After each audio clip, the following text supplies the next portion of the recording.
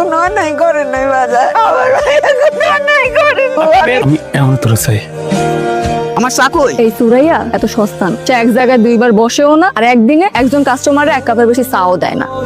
30 cup চা বেচতে তো 30 মিনিটও লাগে না। আমাকে যদি আরো 2টা বাড়তি ফেলাস থাকতো তাহলে ব্যবসাটা আরো ভালো হইতো। তোমার মাথা লয়ে যদি আমি চলতাম তাহলে তো হইছিল। এইটারে কয় ব্র্যান্ড ভ্যালু আম্মা, বুঝছো?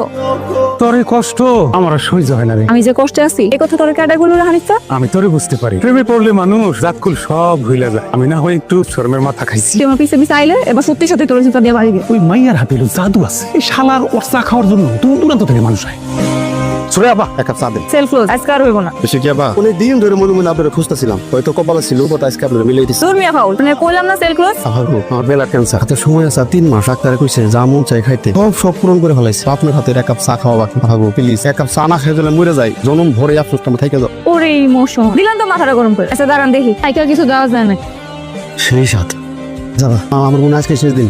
ওর একটা ফোন আছে, ফোনটা একটু বের করেন। এই পকেটে একটা মানি ব্যাগ আছে, হেডের ভিতরে একটা নাম্বার আছে, নাম্বার একটা কল দেন। প্রিয় দেশবাসী, এই মুহূর্তে লাইভে যাকে দেখতে পাচ্ছেন এই সেই বস্তির রানী, সেই ভাইরাল চাউলি সুরাই। এখানে চা বিক্রেতার আড়ালে একজন সন্ত্রাসী চিন্তাকারী চায়ের সাথে মেডিসিন মিশিয়ে মানুষের সর্বস্ব লুটে নেয়। এই যে দেখুন এখানে একটা লাশ পড়ে আছে। এই ব্যক্তিটির মানি ব্যাগ এবং ফোন কিন্তু তার হাতে। মিথ্যা কথা ঠিক কইতেছেন আপনারা, কেন কইতেছেন? আমরা এদিক দিয়ে যাচ্ছিলাম, তার আচরণ গতিবিধি আমাদের সন্দেহজনক মনে হয়, তাই আমরা ক্যামেরা ওপেন করলাম। আর বাকিটা তো আপনাদের সামনে। এই যে মিলিয়ন হয়ে গেছে, মিলিয়ন আমরা জিতছি মামা। হ্যালো হানিফ ভাই, কি খাবেন ভাই? আপনি চা খাইতে যান, সব খাবো ভাই। ভিডিও তো পুরো ভাইরাল ভাই, খালি ডলার আর ডলার। আগে কোন যে আমার বুক যেটা কাজে লাগছে কিনা। ভাই 100তে 100 কাজে লাগছে। মনে করেন মানুষজন ওরে দেখে সিজি করে সিজি, ওর জীবন শেষ ভাই। ভাই তাহলে তো মায়ের জীবনটা নষ্ট হয়ে গেল।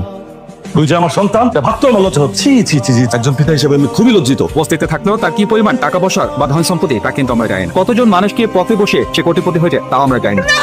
বাজার আমার ভাইয়া নির্দোষ, আমার ভাইয়া কোনো অন্যায় করে নাই বাজার, আমার ভাইয়া কোনো অন্যায় করে নাই। বিয়ে হয়েছিল, বাচ্চাও আছে। না, আমার ভাইয়া বিয়ে করে নাই, আমার ভাইয়ের বিয়ে হয় নাই। আমার ভাইয়া সরল ভাইয়া। অনেক বড় বড় মাপির সাথে তার উদাহরণ ছিল, এটা কতটুকু সত্য? মানছি বদনাম করতেছে আমার। আপনি তো মিথ্যা বলছেন, আপনার চোখ বলছেন মিথ্যা বলছেন, আপনি কান্নাটা মিথ্যা। এখন কেমন লাগে? দেড়টা তো ঘটনা ঘটে গেছে, তাতে আমার কোনো আপত্তি নাই। আমি এমন তোর চাই, চল আমরা পালিয়ে যাই।